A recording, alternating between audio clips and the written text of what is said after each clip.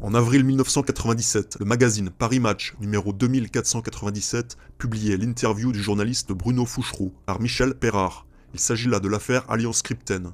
Il serait aujourd'hui impensable de lire de telles choses dans un média mainstream, tant les rédactions ont été verrouillées et le sujet blackboulé.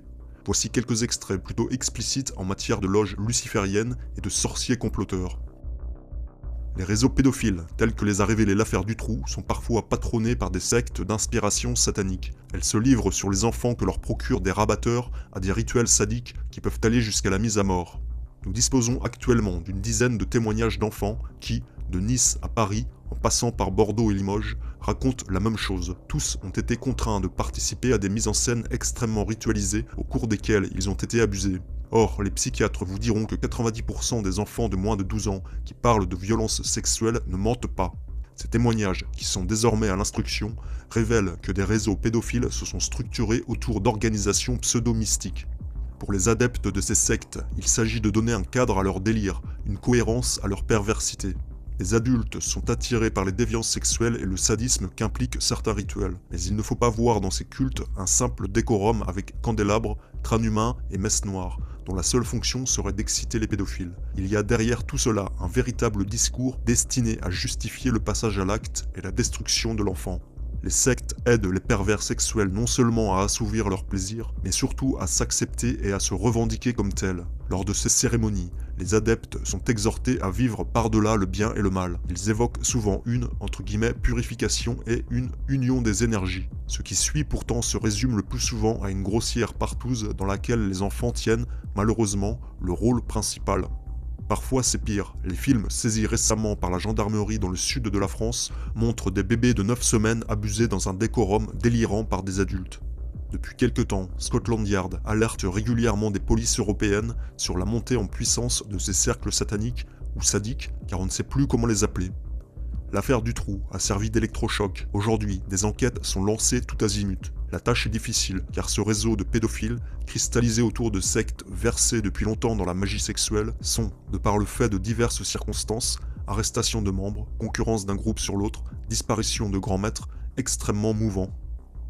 Samir a effectué 2 voyages en Belgique, en 1988 puis en 1992. Lors de ce second séjour, il se souvient avoir été séquestré dans une grande maison blanche à l'intérieur de laquelle étaient aménagés plusieurs temples. En compagnie d'une dizaine d'autres enfants, il y a été soumis, plusieurs jours durant, à de nombreux sévices, viols et tortures. Samir m'avait précisé que cette maison était située non loin de Charleroi, dans un petit village qu'il avait nommé la Marche Forcée. J'avais alors noté, sans en tirer aucune conclusion, que Jumet, le village où habitait Weinstein et où l'on a découvert les corps des petites Anne et FG, se trouvait également sur la commune de Charleroi. Mais comme je n'avais pas trouvé de village baptisé la Marche Forcée, j'avais abandonné la piste. Or, le 21 décembre dernier, 50 policiers ont effectué une perquisition dans les locaux de la secte satanique de l'ordre d'Abraxas. Perquisition au cours de laquelle ont été saisies d'importantes archives ainsi que des bocaux de sang, des crânes humains, une multitude d'ossements divers, des robes de cérémonie et des cassettes vidéo. En découvrant le nom du village où la secte Abraxas était établie dans une grande maison blanche pourvue de nombreux temples, Forchy-la-Marche, j'ai compris brusquement toute l'importance du témoignage de Samir sur son voyage en Belgique. D'autant que les policiers belges affirment avoir en leur possession des documents qui relient Anubis, le grand prêtre de la secte Abraxas, à Bernard Weinstein, le bras droit de Dutroux. Vous êtes grand maître Maître de l'église belge de Satan.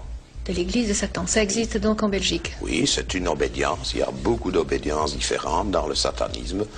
Disons que je représente celle-là. Point de départ de la piste, un petit billet découvert chez Bernard Weinstein, le complice de Dutroux, lors des perquisitions réalisées dans son chalet à Jumet.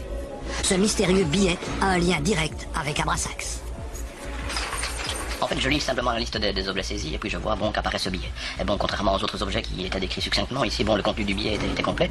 Et je me suis un peu interrogé et puis le rapprochement était rapidement fait entre les personnes qui étaient dénoncées sur le billet et Abrasax, ce qui m'a un peu surpris dans un premier temps. Mais bon, ça laissait très peu de doute. La lecture du billet était relativement claire dans ce cadre-là. Bernard, n'oublie pas de lui rappeler que la grande fête approche et que nous attendons le cadeau pour la grande prêtresse, Anubis.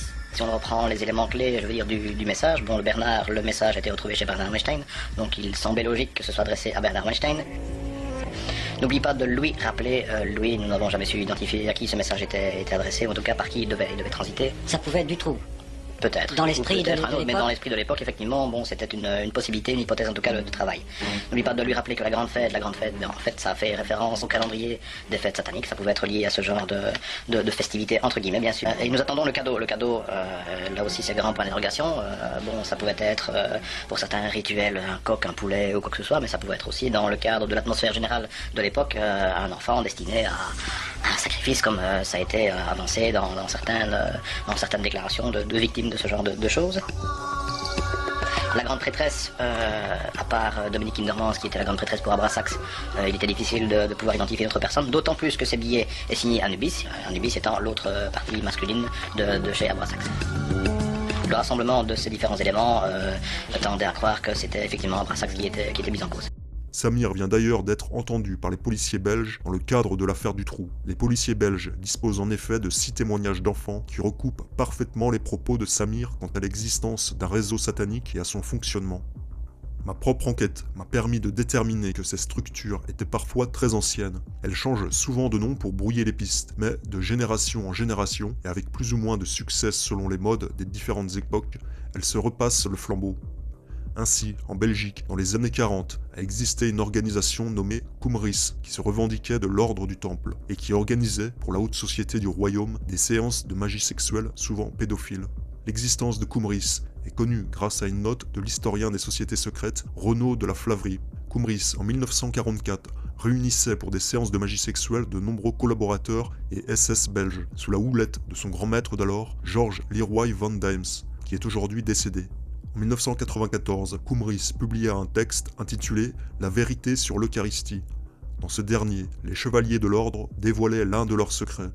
D'après leur science, le Christ était initié à la magie sexuelle et le symbole de l'Eucharistie, qui est la communion autour de son sang et de sa chair, ne devait pas se pratiquer autour d'un bête morceau de pain et d'un fade verre de vin. Non, mais autour du sperme, qui est le sang de la chair. D'après les chevaliers de Cumris, ce liquide pouvait leur donner la vie éternelle, et là résidait le véritable message du Christ. Certaines de leurs cérémonies impliquaient des enfants. C'est l'émeute. Les Belges ne croient plus en leur justice.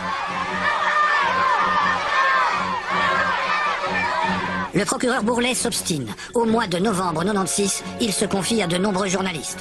La Belgique, leur dit-il, doit se préparer au plus spectaculaire coup de filet de son histoire judiciaire. Rien ne l'arrêtera. J'ai eu l'occasion de rencontrer le procureur Michel Bourlet à Neuchâteau. Je m'en souviens très bien. Il m'a dit surtout ne prends pas de vacances pour les fêtes de fin d'année. Et là, sa phrase exacte a été on va les amener par autocar entier à Neuchâteau. Tu vas voir, ça va commencer au niveau du Palais Royal et de me citer un certain nombre de personnalités de la famille royale, des hommes d'affaires, des financiers. Enfin bon, il y avait, je veux dire, tout le gratin de l'État belge et du monde de la finance et de l'industrie belge était dedans. Enfin, je veux dire, soyons clairs, par autocar entier, quoi.